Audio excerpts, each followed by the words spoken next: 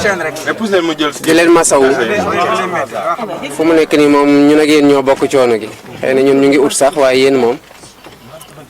bu dul woon yéen li ñu bëgg a def duñ ko mën a matal parce que li xew fépp ak nu mu mën di demee yéen ay bëtu sénégalais yëpp pour ñu xool mën a dégg mën a apprécier tooguñu télé chaque jour wala mënuñu gis chaque sénégalais wax ko suñu programme boo demee Médina Wandifa li ngay wax ak waa Médina Wandifa lu concerne sénégalais yi solution yi nga fay apporter di wax di jukki sa programme li sénégalais yi bëgg a dégg la bu ngeen seetloo ci suñu caravane yëpp dañuy xool question bu nekk bu ñu eggee fan lañ koy traité pour au fur et à mesure ñu mën a étaler les points que nous voulons ñu nekk les points saillants du programme loolu nag yéen a ñu ciy dimbale parce que yéen a tax ba lu ñu wax rek ngeen mën ko jottali sénégalais yi lu xew tamit ngeen doon ci ay seede que mu doon ci lu ñu waajal wala mu doon ci lu ñu waajalul que mu doon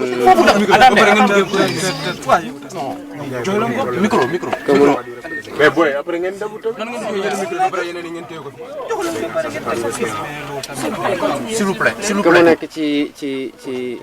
ci li jaadu wala lu jaaduwul parce que lu bari lu ñu wane récemment ci caravane yi ñuy attaqué wala leneen témoins yi neutres yi journalistes yi la parce que il y a toujours deux camps et deux versions xëy na c'est marginal mais ci jamono yu mel noonu ak bu sa message jàlle ba nga am retour positif yi ngay xam le rôle de la presse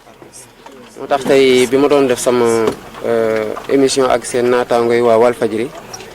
ba ñu def seen séquence boobu ngay tirer thématique boo tombel nga développé ci dama tombé ci démocratie mais ci liberté de la presse laa wax parce que ren gii les journalistes ont été durement éprouvés te épreuve bi c'est pas juste les propos yu ñuy dégg wala sax les menaces c'est au-delà de ça c'est d'abord la précarité du métier. Je me rappelle en 2016 lu taxoon ñuy xeex contre la radiation du président Ousmane Sonko c'était même pas parce qu'il était avec nous parce que moom pare woon na pour lu raw loolu fekk ko ci mais c'est parce que dañu gisoon ne que sécurité bu nekkoon ci emploi fonction publique ndekete c'était devenu automatiquement précaire ndax mën nga wax loo xamante ne neexul buur mu ñëw fekk la ci sa administration rajo la ci même tooñ la on avait considéré que on n'avait pas à utiliser l'administration pour contre des adversaires politiques malheureusement ça a ouvert une voie boo xamante ne le régime en place l'a fortement emprunté et ça a laissé des séquelles douloureuse sur l'image de la démocratie au Sénégal. De la même façon aussi li ñuy wax yëpp ci presse en fait fi nit ñi amee liberté d'expression il faut que ñu am des canaux d'expression. S'il n'y a pas de canaux d'expression la liberté d'expression est vidée de son contenu. moo tax boo bëggee protéger cet élément important de la démocratie à savoir la liberté d'expression il faut que nga préserver au même niveau les canaux d'expression. Journalistes yi mën nga d'accord ak ñoom mën nga bañ a d'accord ak ñoom waaye nag moom jël sa caméra téye sa micro ne lii xew na ci bërëb sangam loolu mënuñu ko reprocher journaliste parce que si le commentaire est libre mais les faits sont constants taal nañ pono fii journaliste bi ne fekkee naa taal nañ pono wane na que taal nañ pono mais loolu dara gënu ko factuel maintenant mën na bañ a arranger le régime en place mais est-ce que war nañoo egg ba retirer une licence d'exploitation d'une entreprise de presse boo xam ne c'est tout je veux dire c'est c'est tous des emplois par dizaines peut-être même centaines ngay compromettre parce que boo jëlee les reporters dans les régions jël les techniciens les caméramans les journalistes et cetera c'est un monde ñooñu à un moment donné se retrouvent brutalement sans revenu wala ñu naan ah mais bu luy continuer ils seront obligés de fermer mais bu ñu tëjee fan laay dem tous ces journalistes là man bi ma nekkee kaso yëpp di ko xalaat j'ai dit mais ñi bu ñu continuer lii dans 2-3 mois Walf ne tiendra plus il sera obligé de mettre en chômage technique et les journalistes là le reste de la presse ne peut pas les absorber donc chômage garanti pour ñu bari ci ñoom seen épanouissement ngay attaquer seen épanouissement familial seen sécurité familiale et seen conscience même parce que fu ñu toog ñuy xalaat ah li ma waajoon def sama salaire li ma ci programme woon sama prêt yi et cetera et cetera donc violence bi dafa bëri façon et je disais ce matin justement que ni ñuy dimbalee presse bi bu dee loolu lañ jàpp ci dimbale presse bi loolu du dimbale presse te dañ ko commencé tamal presse bi et c'est une fausse solution à un vrai problème et les patrons de presse de façon générale waruñu opter pour la facilité parce que une infraction reste une infraction une fois wat baal la 2 fois wat baal la mais Macky ñëw baalaat la on ne peut pas continuer tout le temps di éponger la dette fiscale de la presse parce que c'est un encouragement de la fraude fiscale et la fraude fiscale c'est une infraction qui est réprimée dans tous les pays sérieux de ce fait nañu xool des canaux pérennes mais qui sont légaux plutôt ñu dimbalee noonu la presse te loolu dafa war a dem au-delà du patron de presse concerner l'entreprise de presse problème yi patron de presse yi am du problème yi reporter yi am boo réglé problème bi d'un côté réglé ko de l'autre côté mais t'as pas pris à bras de corps le problème de la presse da nga koy jël dans toute sa globalité approche holistique nga ci war a am nga xool voilà la presse c'est une entreprise dans cette entreprise voilà le chef d'entreprise lii mooy problème am investissement am renouvellement matériel am parce que c'est un milieu dans lequel la technologie avance à une vitesse extraordinaire tout ça ñu yore nii mais d'ici 5-10 ans ce sera miniaturisé mu gën a yombal seen liggéey mais day gën a cher aussi comment faire pour que le matériel se renouvelle très vite noonu ngay dimbalee la presse ensuite nga déplacé du côté des jeunes reporters xool seen sécurité sur le terrain est-ce que quand ils se déplacent am nañu une convention bu tax que le chef d'entreprise de presse obligé assurer seen transport assurer seen sécurité ba pare rémunérer leen pour les frais de déplacement parce que boo ko deful dañuy dem couvrir ba pare di poireauter di xaar pour ñu signer leen per diem loolu discrédit weesu ko ci journaliste nga couvrir une manifestation boo war a relater de façon neutre après ñu naan per diem yi donc il faut rendre à la presse dans tous ces segments et aux jeunes journalistes surtout aux jeunes reporters qui sont sur le terrain la dignité de la fonction de journaliste.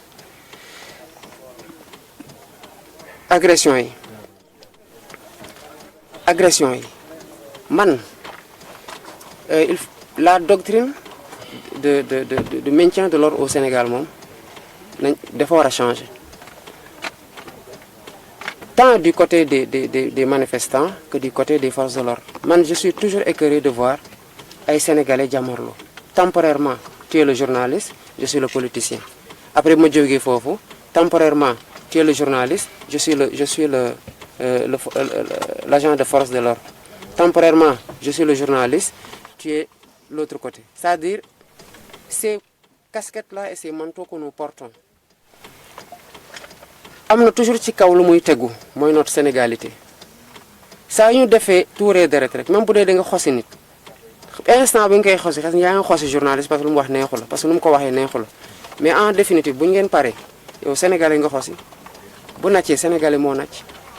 donc qu'on ait des journalistes qui sont sur le terrain avec des journalistes de peau blanche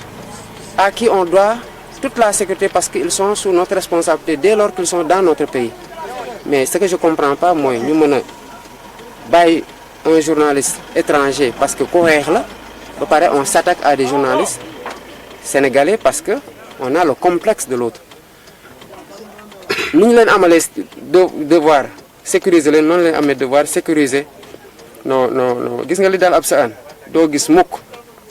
ñu def ko tubaab mais sañ nañ ko def ñun suñu propre sœur et c'est ce qui s'est passé et c'est regrettable te loolu war nañu inculquer plus de fierté au Sénégalais côté boobu ba muy xalaat boppam déjà xalaat mbokkam xalaat ku bokk ci moom balaa muy xalaat keneen lu mu jomba def keneen koo xamante ne dafa walyaan si ci lu metti wala ci lu bon mu jomb ko def tamit moroomu sénégalais sœuram frère am wala donc je crois que c'est des aspects yoo xam ne war nañ ci gën a góorgóorlu après la prison m'a permis aussi de prendre énormément de recul et d'observer et je crois que yenn problème yi bu ñu ko bëggee régler il faut qu'on les adresse à la source nu ñu koy adresser à la source nag bokk na ci la source du problème parce que problème il y a dans la presse et vous le reconnaissez en disant que presse bi dafa rax léegi ñi ci bokkul li ma doon proposé démb à Medina Wandifa ou Diaroumé Medina Wandifa la je crois Diaroumé ou Kolda plutôt mooy ni ñu xalaatee ne que war na am des certificats d'apprentissage pour valoriser les compétences dans le milieu de l'artisanat noonu la war a amee aussi dans le milieu de la presse. Parce que des gens, ils sont entrés, certes, peut-être qu'ils ne sont pas détenteurs du diplôme de journaliste, mais ils ont exercé pendant longtemps. Et wax dëgg yàlla sur le plan de la compétence, on n'a rien à leur reprocher comparativement à leurs collègues qui ont le diplôme. Mais il faut valoriser ça. Fexe ba ñi nga xamante ne dugg nañ ci ça les passionne ñu xool nu ñu leen joxe les rudiments de la fonction parce que le journalisme ne s'improvise pas. te wax dara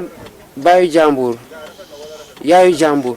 ci loo xamante ne ça reste de façon éternelle parce que conservation bi dépendrul ci yow mu doon lu war a des avec peu de professionnalisme et peut-être de la déontologie qu'il faut interroger loolu aussi c'est des séquelles yoo xamante ne journalistes yi war nañu leen gën a sensibiliser ci loolu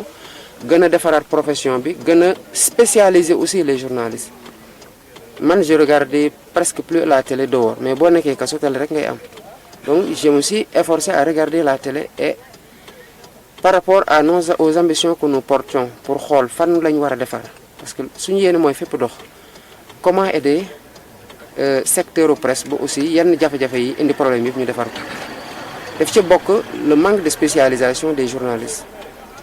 je crois que même que c'est dans les programmes de formation man des fois naa gis nit mu déclaré journaliste sportif la ma jékki-jékki gis ko muy def ay chronique di wax ci politique comparativement quand je regarde les médias étrangers français surtout ku ñu invité rek ngay wax ci dara du wax sa xalaat la moo la fay toogloo de mais da ngay wax li nga xam te tout le temps mooy diw mi spécialiste de nangam la wala diw mi bind na livre ci nangam et en lisant le livre de votre collègue Pape Sadio Thiam sur la communication politique de Ousmane Sonko j'ai vu